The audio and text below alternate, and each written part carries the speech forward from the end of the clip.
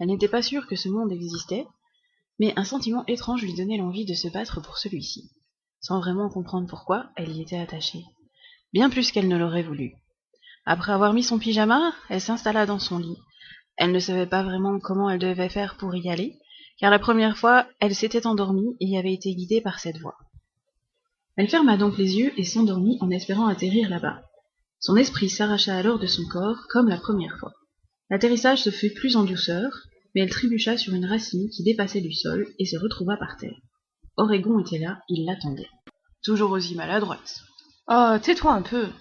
Tu es prête pour la bataille? Oui, évidemment. Tu crois que je suis venue pour quoi? Chercher des pâquerettes? Bon, très bien. Réfléchissons à une stratégie. Tu plaisantes. Je ne vais pas passer 15 ans à réfléchir. On fonce dans le tas et on improvise. Ça serait mieux de réfléchir à une stratégie d'abord. Prépare-moi un plan d'attaque. Le plan d'attaque, c'est qu'on fonce dans le tas. Voilà, ça te va? J'ai l'impression que tu n'as pas changé d'un poil. Toujours aussi fonceuse, têtue et irréfléchie qu'avant. Que veux-tu? Il y a des choses qui ne changent jamais. Très bien, je ne discute plus, on fait comme tu veux. Tu vois que tu peux être charmant parfois. Bravette. Ne me pousse pas à vous non plus. Bon, emmène-moi jusqu'au monstrueux troll dans ce cas. Ils avançaient dans le labyrinthe. Tout était étrangement calme. Des petits courants d'air faisaient voler les feuilles tout autour d'eux. Pour le reste, tout était figé et silencieux. Ce n'est pas très normal, il n'y a pas un bruit, et tout est beaucoup trop calme à mon goût. C'est le calme avant la tempête. Attention! Baisse la tête! Un mini-troll venait de surgir de la haie pour s'attaquer à Oregon. Kendra fendit l'air avec son épée et le trancha en deux. À peine s'était-elle penchée sur le petit troll qu'une horde de petits bonhommes hideux chargeait droit sur eux. Elle se mit en position d'attaque. Oregon sortit ses griffes, la bataille avait commencé. Kendra fonça dans le tas, agitant son épée dans tous les sens, évitant leurs morsures et leurs griffes. Ils avaient des grandes dents très tranchantes pour des petites bestioles à l'air inoffensif. Seuls les yeux rouges trahissaient leur fond méchant. Sans ça, ils ressemblaient à de petites créatures innocentes. Chauves, avec un gros nez, les oreilles inexistantes, ils avaient un visage déformé. Oregon sentait leurs dents entrer dans sa chair, mais ne prêtait pas attention à la douleur. Il griffait, mordait tout ce qui était sur son passage. Au bout d'un moment, les mini-trolls, impuissants face à ces deux guerriers féroces, reculèrent pour retourner se cacher dans les haies.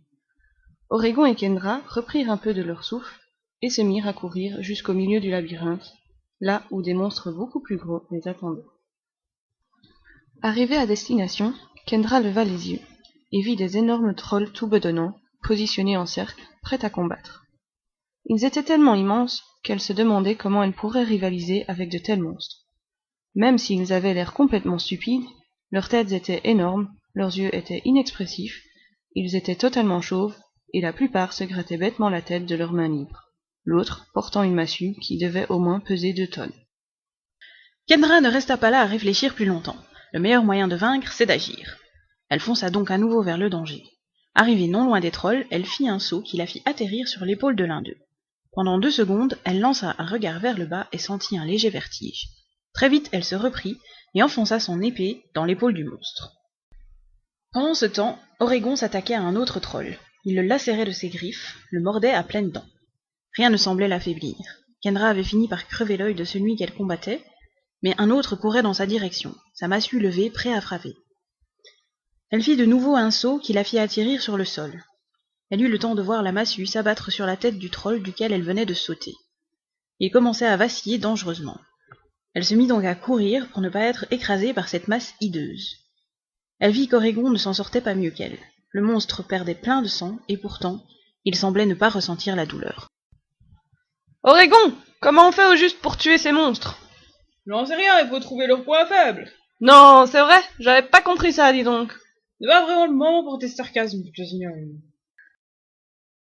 La terre trembla, et un grand boom se fit entendre. Le troll assommé venait de s'étaler non loin de Kendra.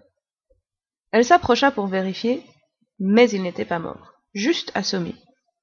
Il pouvait se relever d'un moment à l'autre. Celui qui avait attaqué regardait bêtement autour de lui. Alors, elle s'attaqua à lui. « Espèce de monstre sans cervelle! On ne t'a jamais appris à prendre la main? Tu me donnes la nausée !» Celui-ci avait une odeur beaucoup plus forte qui lui piquait les narines. Elle plantait son épée partout où elle le pouvait, sans arriver à trouver leur point faible. Dans le même temps, Oregon, qui avait reçu quelques coups, s'élança et s'accrocha à la poitrine du troll qui poussa un cri de douleur. Oregon planta alors ses griffes plus profondément et lui arracha le cœur. Il était noir et relativement petit pour un si gros monstre, mais apparemment, c'était le seul moyen de les tuer, car après quelques minutes, il s'écrasa de toute sa masse. Il était mort. Kendra, il faut leur arracher le cœur pour les tuer. Oh, charmant, vraiment. Elle ne savait pas très bien comment elle allait s'y prendre, mais peu importe, elle s'acharna encore plus sur sa proie. Elle vit une ouverture et planta son épée dans son cœur. Elle se demandait comment elle allait faire pour l'arracher, lorsque tout d'un coup son épée prit feu. Le troll était en train de s'embraser et poussait des grognements de douleur. Pour ne pas prendre feu elle-même, elle retira son épée et sauta. Il se mit alors à bouger dans tous les sens, il n'arrivait pas à éteindre le feu qui se propageait à une vitesse éclair. Il finit par s'effondrer, totalement envahi par les flammes. Elle fit de même pour le troll qui était déjà à terre, et s'attaqua au suivant. Oregon avait tué 2 autres trolls et était déjà en plein combat avec le 4e. Kendra acheva son combat pour ensuite s'attaquer au dernier. Oregon vint l'aider quand il eut fini avec le sien, bien que celui-ci était déjà à terre en train d'agoniser. Kendra se tourna alors vers Oregon et dit « Trop tard. Quelle férocité. Je dois avoir ça dans le sang. C'est la guerrière en toi qui s'est réveillée. Ah bon? Mais... » Elle n'eut pas le temps de finir, car devant ses yeux tous les mini-trolls étaient en train de se regrouper, pour former un monstre encore plus immense que les précédents, avec des yeux rouges effrayants. Choquée par ce qu'elle voyait, elle regarda Oregon. Lui aussi avait l'air surpris. Puis il se ressaisit et dit « Allons-y ensemble, on finira bien par les avoir. » Oui, allons-y.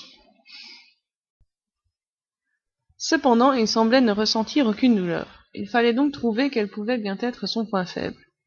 Elle réfléchit un bref instant, et s'arrêta sur ses yeux d'un rouge intense. Une idée lui vint alors à l'esprit. Elle en fit part à son compagnon. « Oregon, essayons de le blesser aux yeux !»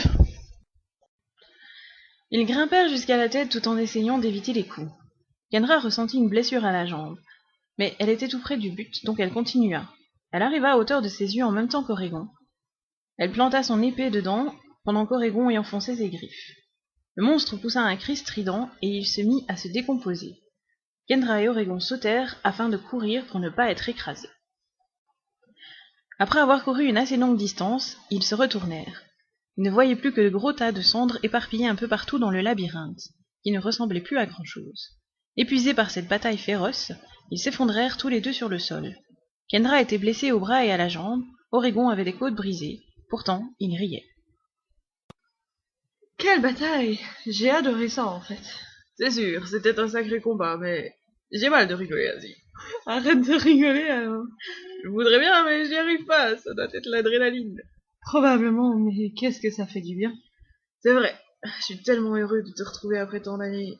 Tu ne vas pas tomber dans la sensiblerie, quand même. Non, mais c'est vrai, ton sale caractère m'a manqué, surtout. J'ai pas un sale caractère. Oui, et moi je suis un animal totalement inoffensif.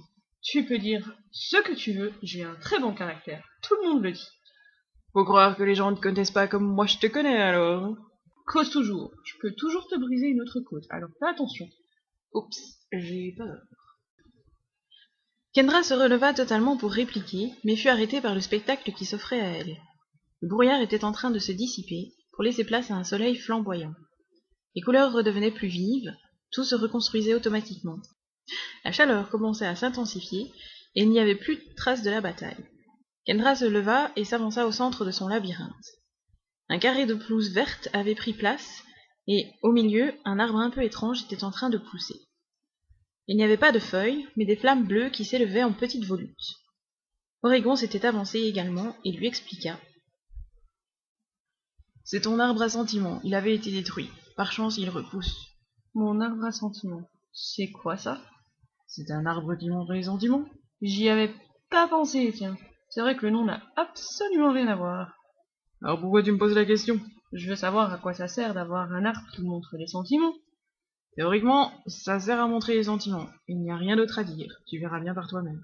J'ai horreur quand tu fais ça. Tu m'agaces. Quoi? Je dois toujours tout découvrir par moi-même. Vive le guide que tu es. Pff. Elle se retourna pour admirer un peu plus ce monde qu'elle aimait malgré tout, car elle s'y sentait bien. Enfin un endroit où elle était chez elle. Elle aperçut son château. Il était immense, avec plusieurs tours s'élevant en pointe vers le ciel. Construit sur un rocher, il était totalement noir, et une rivière de lave entourait la forteresse. Elle s'avança alors pour mieux admirer. Arrivée devant, elle s'arrêta. Quelque chose l'effrayait, mais en même temps la fascinait. Tout d'un coup, sortit de nulle part, un gros chat noir avec des taches jaunes sur tout le corps, atterrit dans ses bras. Elle reçut une grosse lèche de la part de son compagnon, surexcité.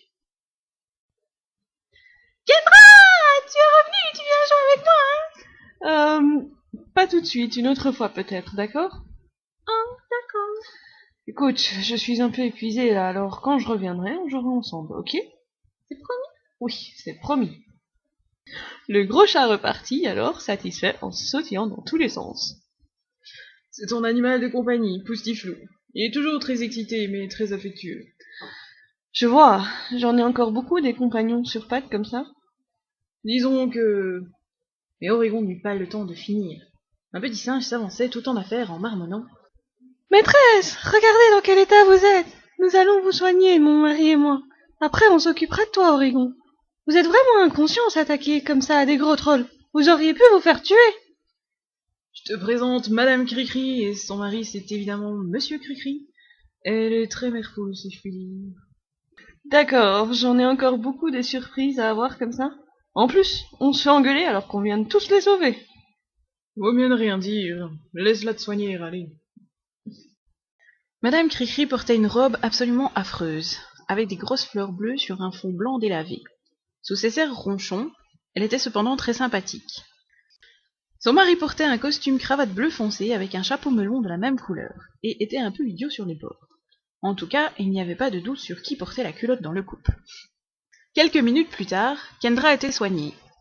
Elle avait des bandages au bras et à la jambe, des sparadraps un peu partout, mais au moins la douleur était un peu moins forte. Pendant que Madame Cricri s'occupait d'Oregon, elle décida de visiter encore un peu les alentours. Elle s'avança un peu plus près de son château, car elle était attirée par cette forteresse immense. Cependant, une voix féminine l'arrêta. « Tu ne peux pas encore entrer dedans, malheureusement. Tu es loin d'être prête. » Kendra se retourna et vit une louve noire avec des yeux d'un bleu clair très intense. Elle sentit son regard la scanner comme si elle arrivait à lire dans les profondeurs de son âme. Elle était hypnotisée par cette louve si mystérieuse. Après quelques minutes, elle se reprit et demanda: « Pourquoi ne puis-je pas entrer dans mon château?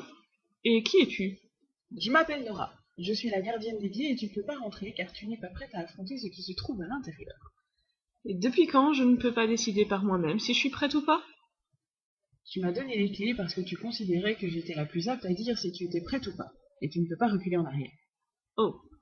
Et qu'y a-t-il de si terrible à l'intérieur? » ?»« C'est pourtant clair, ce sont tes peurs. » »« Mes peurs. C'est vraiment de plus en plus étrange. J'ai un arbre à sentiments en plein milieu de mon labyrinthe, et j'ai un château où sont enfermés mes peurs.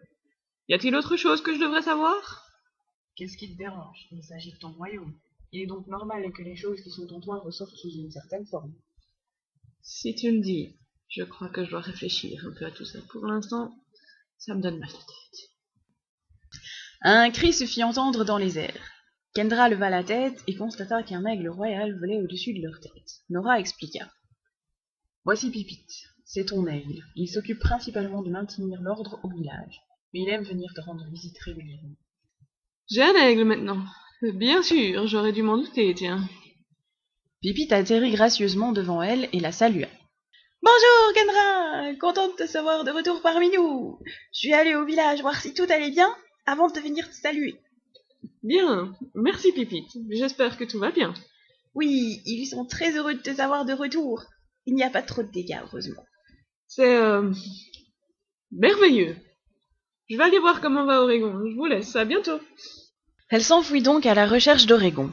Tout cela était trop pour elle. Elle avait du mal à mettre un peu de clarté dans ses pensées. Elle allait devoir réfléchir à cela tranquillement. Il était allongé à l'entrée du labyrinthe, en train de lécher ses blessures. Elle s'assit à côté de lui et caressa sa longue crinière. « J'ai rencontré Nora et Pipit. »« C'est bien. Comme ça, tu as fait le tour de tes compagnons. »« Tu veux que je te dise? Tout ça m'a épuisé. »« Alors il faut que tu retournes et que tu dormes. »« Et si je m'endors ici, ça pose un problème? » ?»« Non, ton esprit retournera de lui-même. »« Très bien. Alors je crois que je vais rester et m'endormir ici parce que je m'y sens bien. » Alors, fais de beaux rêves.